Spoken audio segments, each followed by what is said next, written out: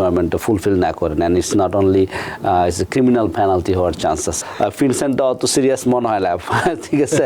তো এই ধরনের ব্যাপারগুলো কন্ট্রোল করার জন্য আপনার ফিনসেন রিপোর্টটার একটা রিকোয়ারমেন্ট চালু করা হয়েছে। তাহলে আপনার আরও 3-4 মাস টাইম আছে আপনি ফাইল করার জন্য। নতুন ব্যবসা পরিচালনা যারা আমরা করতে চাই তাদের জন্য এই যে ফিনসেন রিপোর্টিং এর প্রয়োজনীয়তাটা কেন বা বিষয়টি কি একটু বিস্তারিত ব্যাখ্যা করুন। জি হ্যাঁ, অনেক ধন্যবাদ রানা ভাই। এটা আসলে অনেকেই এটা সিরিয়াসলি নিচ্ছে না, but it could be very serious, কারণ there is a huge penalty আপনি যদি এই রিকোয়ারমেন্টটা ফুলফিল না করেন, and it's not only it's a criminal penalty হওয়ার চান্স আছে। সো যারা এই নিউ ইয়র্কে আমরা জানি যে বিভিন্ন কারণে আমরা বিজনেস ফর্ম করি, কর্পোরেশনস, আইএনসি ফর্ম করি, বাট ফর্ম করার পরে কিন্তু অনেকগুলো স্টেপ থেকে যায়। প্রথম আপনি রেজিস্টার করতেছেন, তারপরে আরএসটিআইএন নাম্বার নিচ্ছেন, ব্যাঙ্ক অ্যাকাউন্ট খুলতেছেন, এলএসসি হলে আপনি পাবলিশিং করতেছেন, রিকোয়ারমেন্ট কিন্তু আছে।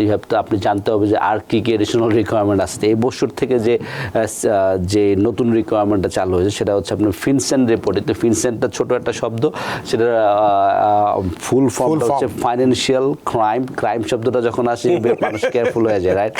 তো ফিনসেনটা অত সিরিয়াস মনে হয় না, ঠিক আছে? তো financial crime enforcement network. So financial crime enforcement নেটওয়ার্কের একটা যে এই যে ফিনসেন রিপোর্টিংটা করার পিছনে মেইন কারণ হচ্ছে যে প্রিভেন্ট করা miss use of corporation and liability companies, যে আপনার ক্রিমিনাল গেইন যেটা আছে, ঠিক আছে? ক্রিমিনাল গেইন প্রিভেন্ট করার জন্য, এবং মানি লন্ডারিং, ফ্রড এবং financing of terrorism and so on, এই ধরনের ব্যাপারগুলো কন্ট্রোল করার জন্য আপনার ফিনসেন রিপোর্টটার একটা রিকোয়ারমেন্ট চালু করা হয়েছে। এবং বেসিক্যালি আমরা দেখছি আগে যে অ্যাপবার রিপোর্টিং, বিভিন্ন ধরনের রিপোর্টিং, রাইট? তো ফিনসেন রিপোর্টিংটা তো হচ্ছে আপনার ফেডারেল গভর্নমেন্ট জানতে চায় যে এই বিজনেসটা যে ওপেন হয়েছে, এই বিজনেসটার আপনার যে যারা কন্ট্রোল করতেছে, মেজরিটি ওনার বা কন্ট্রোলিং ওনার যারা আছে, তারা কারা, তাদের ইনফরমেশনগুলো জানতে চায়। এবং অনেক সময় হয় যে মানুষ কিছু ফেক কোম্পানি ওপেন করে ওটা দিয়ে মানি লন্ডারিং করতেছে, অথবা অনেক টাকা মেক করতেছে, যেখানে স্টেট এবং আইআরএস ওরকম ইনফরমেশন জানতেছে না যে কারা বিজনেসটা ওন করতেছে, কারা কন্ট্রোল করতেছে। তো ওই বিহাইন্ড দ্য স্টোরি ওখান থেকে আসলে এই ফিনসেন রিপোর্টিংটার রিকোয়ারমেন্টটা ইমপ্লিমেন্ট করা। তো এখানে কয়েকটা ধাপে ধাপে কিন্তু রিকোয়ারমেন্টটা আমি একটু ডিটেলস কথা বলবো, কারণ যারা এখনও করেন নাই অনেকে করতেছেন, আর আমরা যারা নতুন কোম্পানি ওপেন করতেছি এই বছর থেকে আমরা অলওয়েজ মেক শিওর করতেছি যে আমরা বিজনেস ফর্ম করার সাথে সাথেই ফিনসেন রিপোর্টিংটা করে দেওয়ার জন্য, এবং ক্লায়েন্টদেরকে ইটস এ প্রসেস তো বোঝানো যে আরেকটা এডিশনাল রিকোয়ারমেন্ট লাগবে, হ্যাঁ? তো ওরকম একটা ব্যাপার না, এটা তো আমাদের না, দিস ইজ ফ্রম ফিনসেন, যারা আপনার মেক শিওর করতে যাচ্ছে যে আপনি রিপোর্ট করেন। তো এখন প্রথমত যে কোম্পানিগুলো আপনার 2024 সালের জানুয়ারির আগে ওপেন হয়েছে, রাইট? 2024 জানুয়ারির 1 তারিখের আগে যদি আপনি কোনো কোম্পানি ফর্ম করে থাকেন, তো আপনার ফিনসেন রিপোর্টিং যেটাকে বলা হয় যে আপনার বেনিফিশিয়াল ওনারশিপ ইনফরমেশন, রাইট?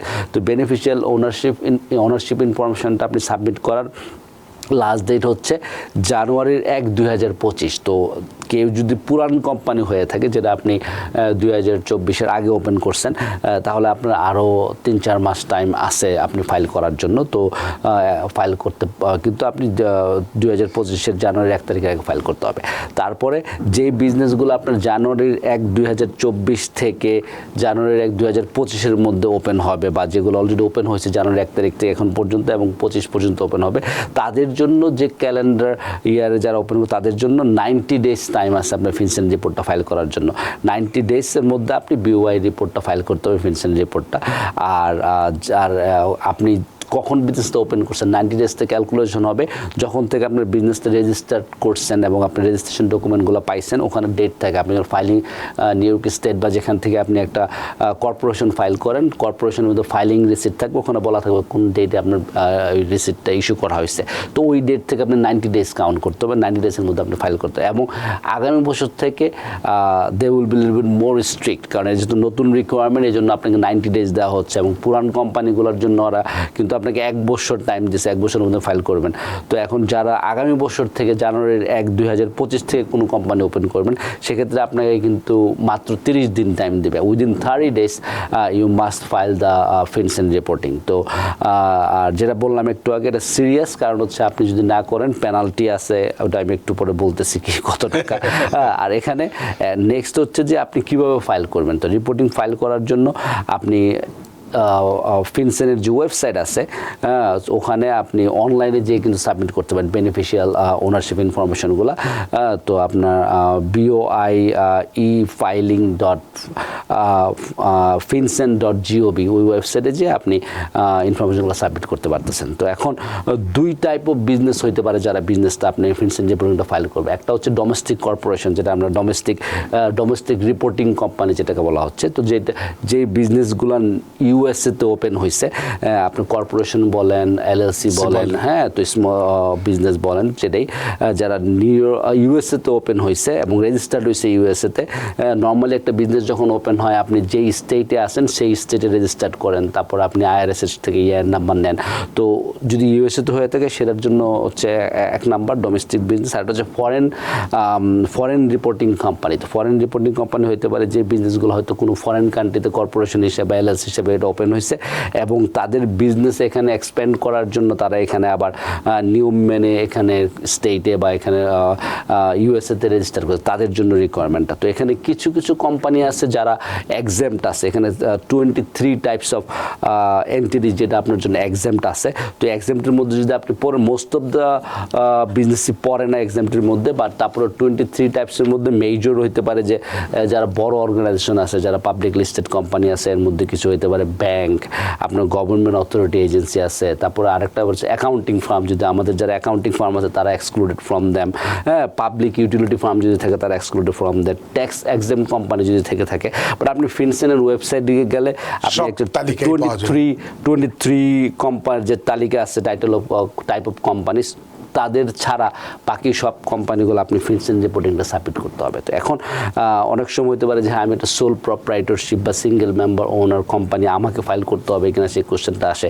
হ্যাঁ, আপনি যদি রেজিস্টার্ড করে থাকেন ইউএসএতে, কোনো স্টেটে যদি আপনি রেজিস্টার করে থাকেন, ইয়ার নাম্বার নিয়ে থাকেন, আপনি যদি ফাইলিং রিসিট নিয়ে থাকেন, সেক্ষেত্রে আপনার জন্য ফাইল করাটা রিকোয়ার্ড এবং আপনি সেটা করতে হবে।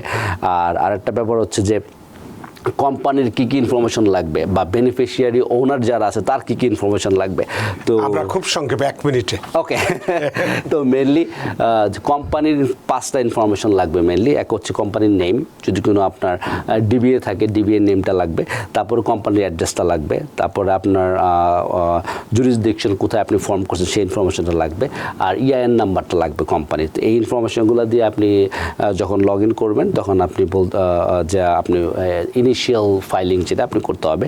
তারপরে হচ্ছে যে আপনার বেনিফিশিয়াল ওনার যারা আছে, বেনিফিশিয়াল ওনারদের জন্য নাম, তাদের ডেট অফ বার্থ, তাদের অ্যাড্রেস, তাদের আইডি, টাইপ অফ আইডিটা আপনি চুজ করতে হবে। আইডির নাম্বারটা লাগবে মেক্সিমাম, ড্রাইভিং লাইসেন্স নাম্বার, এবং আপনি ওই যেই আইডিটা চুজ করবেন সেটার একটা কপি আপলোড করতে হবে।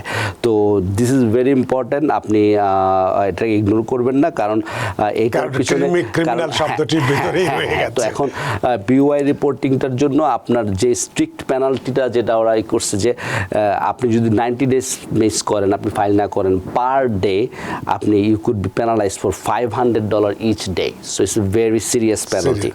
তো এখন যেহেতু প্রথম বছর আপনি যদি উইলফুলি যদি ডিসরিগার্ড না করে থাকেন, কোনো কারণে আপনি যদি হয়তো আপনাকে করতে পারে প্রথম ইয়ার হিসাবে বা প্রথম হিসাবে, but if they want they can give you the penalty এবং they will be more strict every year. So যেটা আমি বললাম, আগামী বছর থেকে ইউ হ্যাভ 90 days। এবং আপনার যদি কোনো চেঞ্জ হয়, তখন আপনি একজন ওনার 25% ছিল, সে চলে গেছে, আরেকজনকে আপনি অ্যাড করছেন, ওইটা কিন্তু আপনি 30 days-এর মধ্যে ওদেরকে জানাইতে হবে এবং রিপোর্ট করতে হবে। ওটা না করলে কিন্তু আপনি পেনাল্টির মধ্যে পড়বেন। তো যাদের এক্সিস্টিং কোম্পানি আছে, মেক শিওর করবেন আপনি আপনার অ্যাকাউন্টেন্টের সাথে কথা বলেন, আপনার সিপিএর সাথে কথা বলে বিওআই রিপোর্টিংটা মেক শিওর করেন is done. Otherwise it's gonna be huge penalty. প্রতিদিনে 500 করে হলে। আর যারা নতুন কোম্পানি করবেন, কোম্পানি করার আগে আপনি জেনে নিতে হবে কি আপনাকে করতে হবে, কি রিকোয়ারমেন্ট আছে। এবং আপনারা কেউ বললে যে ঠিক আছে না, এটা পরে দেখা যাবে, করে নেবেন, no, it's not how it work. আপনারা যদি ওরা ফাইন দেয়, ইটস ইজ সিরিয়াস পেনাল্টি এবং ফাইন আপনার হতে পারে। তো মেক শিওর করেন আপনি বিওআই রিপোর্টিংটা প্রপারলি করবেন। নিউ ইয়র্ক থেকে সম্প্রচারিত TVN 24 টেলিভিশন বিশ্বজুড়ে বাঙালির কণ্ঠস্বর।